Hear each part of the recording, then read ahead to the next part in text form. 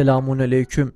Bugün miladi 9 Ekim 2022 Pazar, Hicri 1444 13 Rebiülevvel.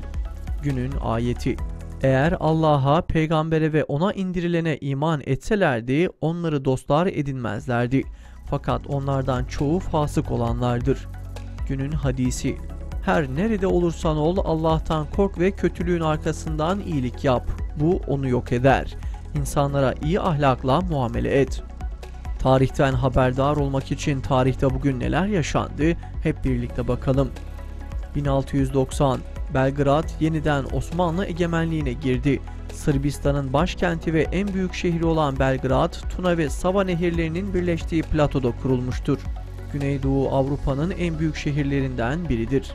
1944 İngiltere, Çin, ABD ve Sovyetler Birliği Birleşmiş Milletler'in kurulacağını açıkladılar.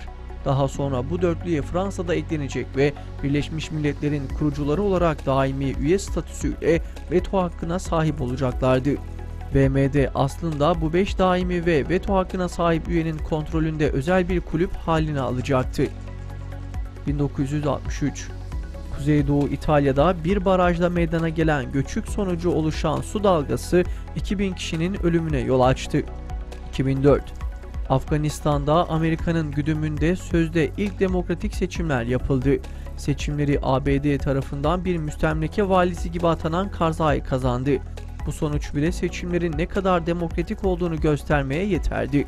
Özgürlük aşığı Afgan halkı 100 yılda geçse ABD boyunduruğunda bir yönetime razı olmayacağını sandığı protesto ederek göstermişti. 2006 Kuzey Kore tarihinde ilk kez nükleer denemede bulunduğunu dünyaya ilan etti. Deneme kendisinden başka güç istemeyen nükleer kulüp üyelerinin tepkisini çekti. ABD güdümündeki Birleşmiş Milletler Güvenlik Konseyi ekonomik ve ticari yaptırım kararı aldı.